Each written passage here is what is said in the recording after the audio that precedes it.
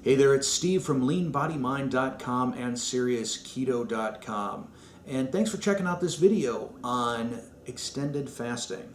I'll be posting this video to both channels because I really feel that it's applicable to both the benefits of fasting mentally, physically, and for weight loss. So it kind of fits into both of those buckets. Before we get going, I'd like to give you just a little bit of background on me and my history with fasting.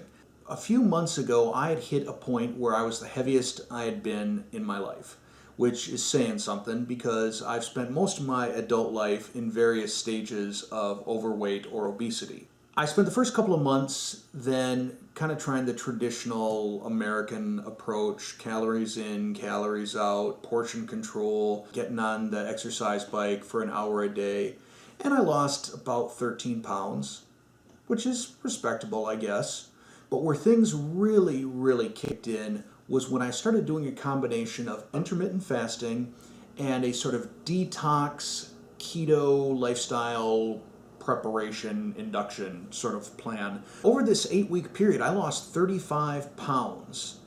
And my cholesterol dropped significantly. My blood pressure got normal for the first time, probably in my adult life. Things were good. Now I want to take it a step further and look at extended fasting. Now, intermittent fasting is great. There's a lot of benefits to it. You've got obviously the weight loss, the fat loss, the cholesterol, improved mental clarity and focus. There's other purported benefits, that it's anti-cancer, that it can prevent Alzheimer's disease, extend your life.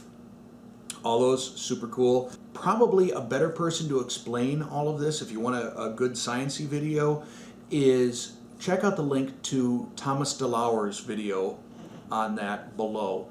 And I'll also put one by Dr. Nick and a video describing Autophagy by Thomas Delauer. Now, autophagy is what has me interested in doing this extended fast. Autophagy, and this is sort of the simple way my brain thinks, is kind of like the survival of the fittest within your own body at a cellular level, or maybe Lord of the Flies. I'm not sure which is a better metaphor. But your body's cells will start consuming the dead or lazy or weak cells within your body, leaving a healthier, younger body behind. If this is all true, this is essentially the fountain of youth, which makes it very appealing to someone my age. I'm 51, and in my physical condition, which is right now, I'm carrying around a lot of sort of postpartum, jiggly skin here from the weight loss that I've had and hope to continue to have through a ketogenic lifestyle. I've been doing fasts, typically 20-hour-a-day fasts. So my eating window is from 4 p.m. to 8 p.m. I gradually worked up to that as I became less carb dependent. And it's been great. I've been experiencing all of the benefits that a person is supposed to experience from intermittent fasting. Now, what I would like to do is, whether it's once a week or every other week, see about taking an extended fast and what that experience is like. Do I feel that I'm getting more of that autophagy benefit? There's probably an adjective like autophagus. I don't know, maybe I just made that word up. We'll call it that, the autophagus benefit. If I find that I'm experiencing that, great, I'll keep it up and I'll see about extending fasts even longer. But the one that I'm going to do today, in fact, that I started last night at 8 p.m., will be a 44-hour fast. So from 8 p.m. last night to 4 p.m. tomorrow. And what I'll do is I will check back in and let you know how I'm feeling mentally, how I'm feeling emotionally, how I'm feeling physically, what are my energy levels like, etc. So stick around. We'll be right back. So it's about 9 o'clock. I've gone 25 hours without food, and I'm not really hungry. Don't really have an appetite even. I would think that I would kind of have the munchies a little bit, but survive 25 and a half hours. We'll check back in tomorrow morning and see how we're doing.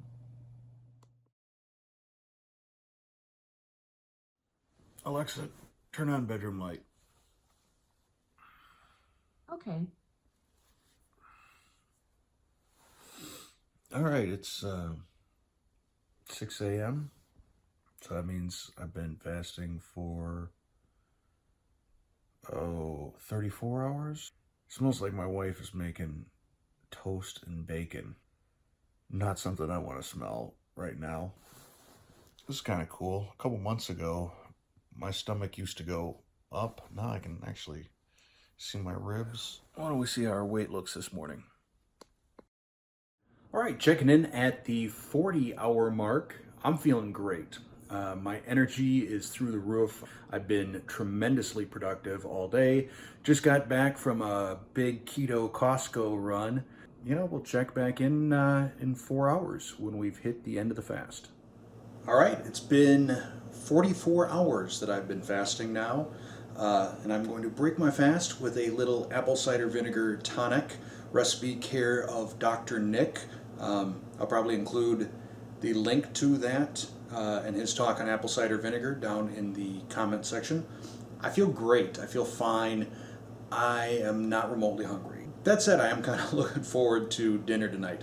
I will weigh myself again tomorrow morning and then loop back with you for sort of final thoughts on all of this. See you soon. Okay, here's the summary on my 44-hour fast. It was great. I felt great. My energy was absolutely through the roof. Never really felt anything that was like hunger. I felt, maybe appetite a couple of times, but, not really that big of a deal. In fact, if you're already intermittent fasting and doing one meal a day, it's really just like skipping one meal.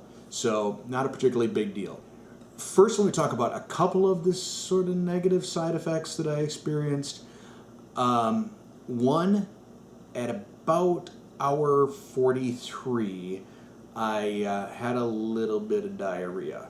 And from what I've read, both diarrhea and constipation, so both ends of the scale or spectrum, can occur when you are doing extended fasting. So not, I guess, a big shock. The one thing, though, that was a little bit weird, I meditate every day, and I take my blood pressure and heart rate afterwards. And yesterday, when I was in the middle of the fast, my heart rate was probably 20 beats per minute higher than it typically is. My blood pressure, both systolic and diastolic, were about 10 points higher. So I don't know if this is just a reaction to the stress that you put your body under when you're fasting, but it's something I'm going to definitely be paying attention to going forward. But like I said, 44-hour fast, easy peasy. Definitely the next one I do, I'm going to shoot for 60 hours. In terms of weight loss, from earlier in the video, you saw that I dropped 3.7 pounds on the first day. After I did my refeeding last night, I was 0.7 pounds heavier today, so net 3-pound loss in 2 days.